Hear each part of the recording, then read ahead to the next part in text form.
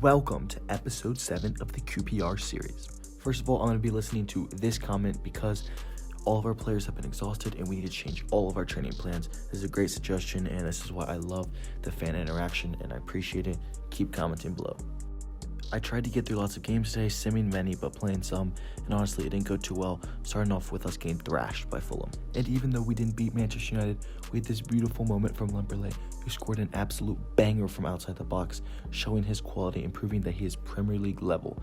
Honestly, he is carrying this team. If we're going to survive, it's because of him. Our next match was against West Ham, which I thought would be an easier opponent to beat, but we started off not so well, getting scored on from a corner in the 20th minute by Nicholas Füllkrug. And it only got worse in the second half because even though they didn't score the first time, they scored on the rebound, making it 2-0 and making it almost impossible to win this game. But I tried to, and eventually I did get a goal back with none other than our Ben Chief, which, to be fair, it was a good goal and a tidy little finish, but a little too late. Despite all the tough games and results so far, we started off strong against Crystal Palace on the front foot, Ben Chief making a nice tackle and progressing the ball, getting the ball out wide to where we thrive the most, our wingers, and yeah, some beautiful passing all the way to Gruda, who made a nice cut and probably should have scored from there, but also I think he probably should have laid that off for his teammate. Finally today, our luck changed with some patient build-up and a nice little slided ball from Gruda straight to Lemperle, who tucked it in and got yet another goal. This has been his episode so far. What an important goal. Let's go QPR.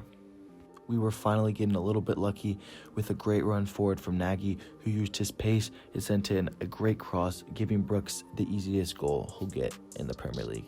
But honestly, it's been such a good game today, and it didn't end there with a beautiful move from Gruda, who then plays through to Pereira, who hits a banging top bins finish from just outside the box to kill this game off and secure us a Premier League win. The transfer window is finally open, and we've sold a couple players, starting off with Lewis Bate, who is leaving, as well as Ray Bigger, our backup attacking mid, and Rose, who is a youth player, will go out on loan, while Travis is our biggest departure.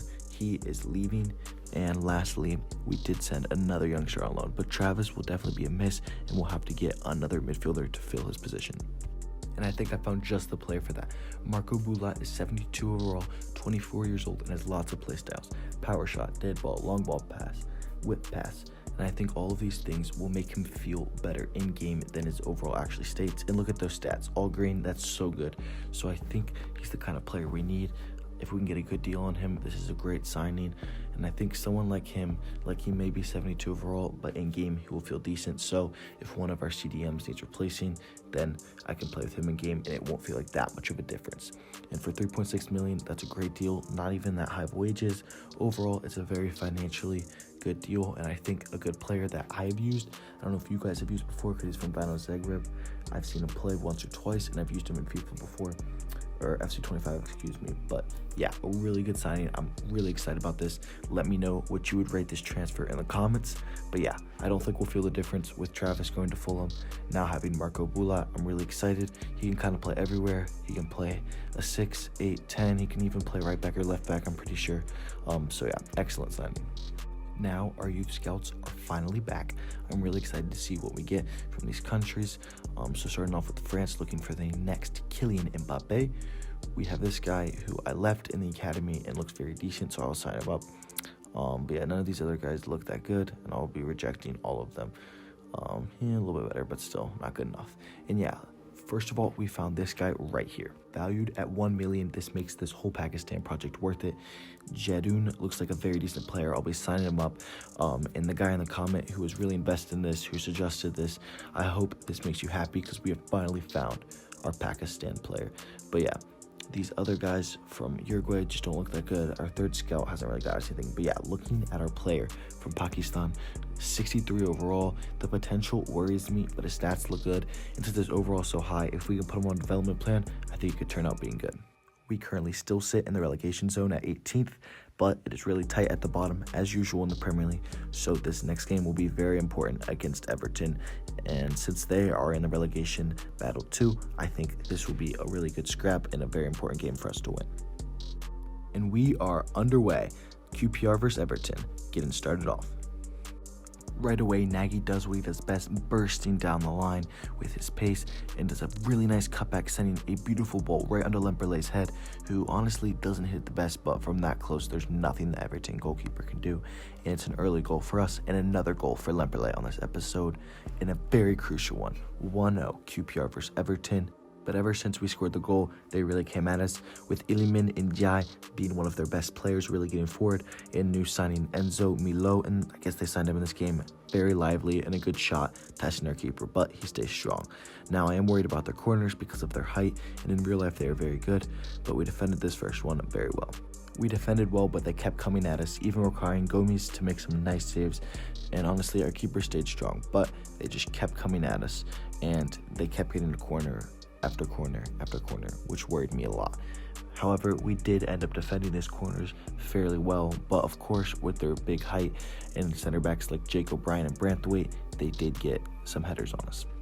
After getting yet another corner, I thought something bad would happen, but honestly, Niakate did very well on the goal line, surprising me and himself, but Everton kept coming, and Niakate kept responding with yet another great defensive play. And in response to all this pressure, I tried to play the way we played in the championship, with some smooth passing football. And honestly, Lemperley did very well to check in and then play out wide, which is what we did in the championship. It's just been harder in the Premier League, but against a team like Everton, I'm able to do this. And a great run forward. Pereira has a beautiful chance, and honestly, great save by the keeper. I probably could have scored from there, but it gets us a corner. However, the delivery is just a little too far, and they defend it well. I still feel like Everton might be a little bit of a better team. As you can see, they're a little higher than us in the table, with some beautiful play and players like Ndiaye. And honestly, I mistimed the tackle awfully, but thankfully our keeper comes in clutch yet again, and they don't score from that.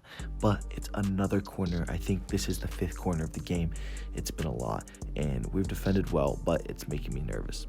Yet again, though, young Achapong does well to defend it and gets the ball out. He's really impressed me. Even though his rating might not say it, he's been very good. But an unlucky play happens just before halftime.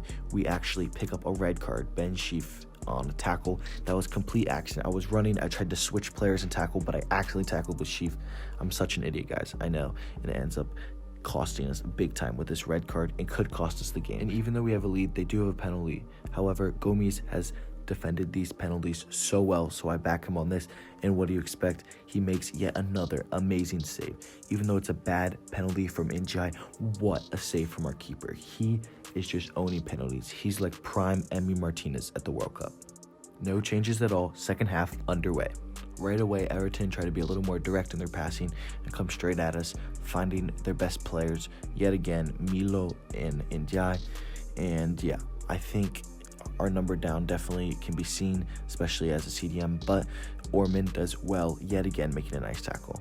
And we respond well with beautiful counter-attacking football, and Tessman with some nice passing, linking up with Gruda, who slides a beautiful ball forward to Brooks, driving forward, cutting back, and I see what his vision is there, trying to find Lemperley, but it kind of ruins the attack. Pereira is broken through and is in on goal and gives a beautiful score ball to Lemperley, who can't finish off the first one. The defender can't clear, and it ends up being the easiest tap-in of Lemperley's career. Honestly, he's been on fire. Everything's going his way this episode, win or lose. But yeah, this is such a weird goal. Pereira does really well to break and then gives this beautiful cross on a platter, and ultimately Lemperley probably should have finished the first time, deflects off the defender, and then it's just a scrappy goal. You could definitely tell Everton are man up, and they play really well, getting some more chances, and yet another corner. But Gomes has been so good so far in the Premier League, despite all the losses and tough results. And yeah, it's time to make some subs just because of their momentum. I think it's time to make some changes. So first of all, I will be putting Placheta in for Pereira, and then yeah, I think he's definitely deserved more game time. As you can see, he's unhappy, but a lot of people are unhappy just because we're in the relegation zone. Marlon needs to come in for Orman because of stamina, and I'm going to try to put Bula in, and I'm going to put him in a double pivot with Tessman. I know he loses overalls, but he'll be fine there. And so yeah, this will just shore up our team and our shape a little bit more to keep the lead. And yeah, I'll put in Sorinola for Achapong to give him a break because he's been working really hard. And so yeah, with the subs coming on and now defending the corner, hopefully we can seal this game out in the last 20 minutes. We defend the corner really well, but Everton keep getting every second ball and honestly keep putting crazy pressure on us. I'm surprised we haven't conceded yet. In the past we have, but I think our quality today has been really on display, and our best players have stepped up. And yeah, it ends up being a great counterattack, some beautiful passing, everyone's linking up, and you can't even tell we're a man down. Despite being a man down, we continue to try to pass the ball around Everton and really just run this clock out at almost 80 minutes. But eventually they do catch up to us and make a decent tackle. Part of that's on me, but yeah, they come back at us. Our fullbacks have defended really well this game, and their wingers can't really get around the corner.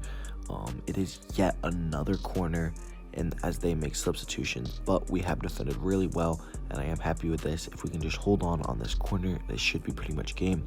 And yeah, we defend it really well, but they do get one last cross in, and their player is offsides, which is really frustrating for them.